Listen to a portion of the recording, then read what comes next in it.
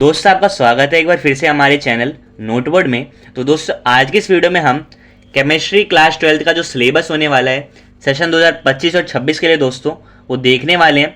तो mid term में क्या क्या चैप्टर आएंगे, फाइनल एग्जाम में, बोर्ड एग्जाम में और प्री बोर्ड में, इन सब में क्या क्या चैप्टर आने वाले हैं वो मैं आपको दोस्तों बताने वाला हूँ। किस चैप्टर में से कितने नंबर एक क्वेश्चन आएंगे बोर्ड एग्जाम में वो भी मैं आपको बताने वाला हूँ। प्रैक्टिकल का क्या सिलेबस होगा वो भी मैं आपको दोस्तों बताने वाला हूँ। तो वीडियो में एंड तक बने रहिएगा। तो सबसे पहले दोस्तों देखते हैं कि मिड टर्म एग्जाम का क्या सिलेबस होने वाले। तो आपका जो यूनिट नंबर 1 है सॉल्यूशन, मिड टर्म एग्जाम में आएगा। उसके नीचे दोस्तों जो टॉपिक्स लिखे हैं ना, उन्हीं टॉपिक से क्वेश्चन आपके पेपर में आएंगे। ठीक है, ये आप ध्यान रखिएगा। यूनिट 2 है दोस्तों इलेक्ट्रोकेमिस्ट्री, ये भी मिड टर्म में आएगा। यूनिट 3 है दोस्तों केमिकल काइनेटिक्स, ये भी मिड टर्म एग्जाम में आएगा। यूनिट 4 है हमारा D and F block elements, ये भी मिड टर्म में आएगा दोस्तों। यूनिट 5 है हमारा कोऑर्डिनेशन कंपाउंड्स, ये भी मिड टर्म एग्जाम में आने वाला है। उसके बाद है यूनिट 6 दोस्तों halo alkanes and halo arenes, ये भी आपके मिड टर्म में आएगा। यूनिट 7 दोस्तों एल्कोहल्स, फिनोल्स एंड ईथर्स, ये भी मिड टर्म एग्जाम में आने वाला है।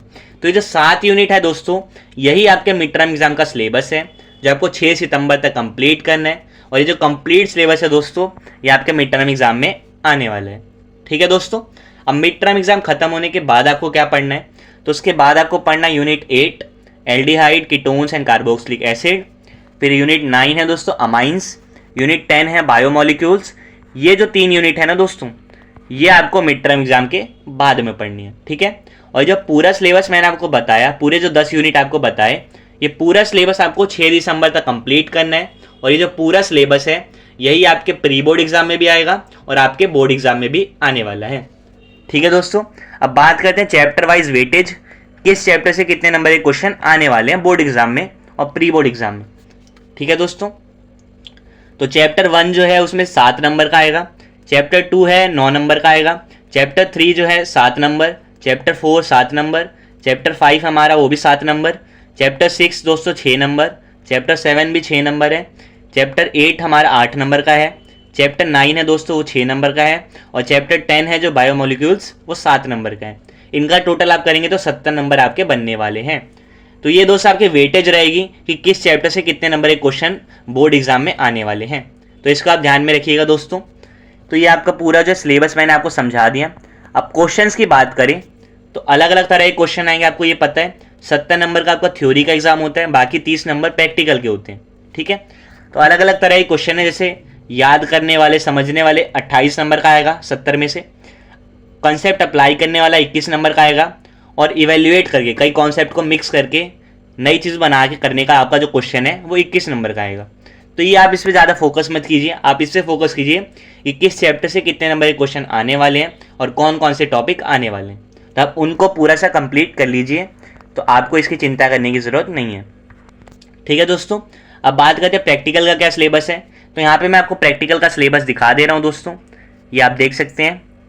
ठीक है, ये जो ABCD ये सारे जो प्रैक्टिकल के टॉपिक्स हैं, ये सारे आपको दोस्तों स्कूल में आपके टीचर करवा देंगे। ठीक है, तो आपको इसकी टेंशन लेने की ज़रूरत नहीं है। आपकी प्रैक्टिकल फाइल बनती है, किस तरह से इसमें नंबर मिलते हैं वो भी मैं आपको अभी बताता हूँ।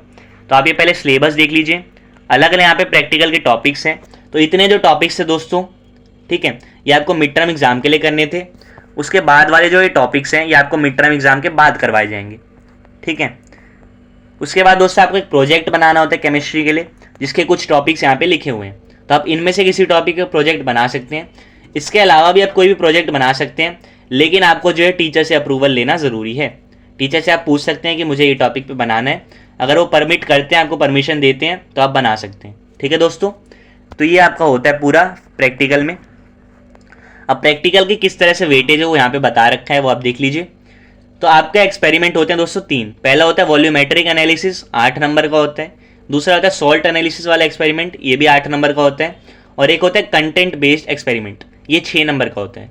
ठीक है दोस्तों, तो ये आपको एक्सपेरिमेंट जब होगा ना, फाइनल प्रैक्टिकल आपका जब होगा, उस दिन आपसे कई सारे टेस्ट परफॉर्म करवाए जाएंगे, आपसे एक्सपेरिमेंट परफॉर्म कराया जाएगा, उसकी ये वेटेज है। ठीक है, फिर 4 नंबर आपके प्रोजेक्ट वर्क के हैं, जो आपको प्रोजेक्ट बनाना है उसके 4 नंबर में से मिलेगा। और 4 नंबर है दोस्तों क्लास रिकॉर्डर वाइवा। तो जब आप एक्सपेरिमेंट जब आप करेंगे तो बाहर से जो एग्जामिनर आते हैं दोस्तों, आपसे वाइवा लेंगे, उसके आपको मार्क्स मिलेंगे। इसके अलावा आपने जो क्लास रिकॉर्ड है, यानी जो आपने फाइल कंप्लीट करी है पूरे सेशन में, पूरे साल जो आपने फाइल बनाई है उसके आपको नंबर मिलेंगे। तो ये कंप्लीट आपका दोस्तों होता है 30 नंबर का। तो 30 नंबर का आपका प्रैक्टिकल होता है केमिस्ट्री में, ठीक है। सेम दोस्तों फिजिक्स में भी होता है 30 नंबर का प्रैक्टिकल।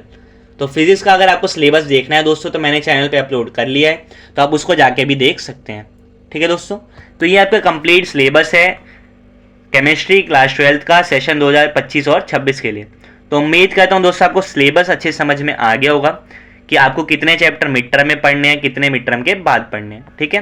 तो आप इसके अकॉर्डिंग अपनी तैयारी दोस्तों शुरू रखिए, क्योंकि आपको पता है कि बोर्ड एग्जाम जो है फरवरी मार्च में ही होंगे, तो आपके पास सफिशिएंट टाइम है अभी से अगर आप तैयारी शुरू करते हैं तो आपसे फिर मिलेंगे दोस्तों नेक्स्ट वीडियो में किसी और सब्जेक्ट के सिलेबस के साथ। तब तक के लिए bye bye, see you again and thanks for watching.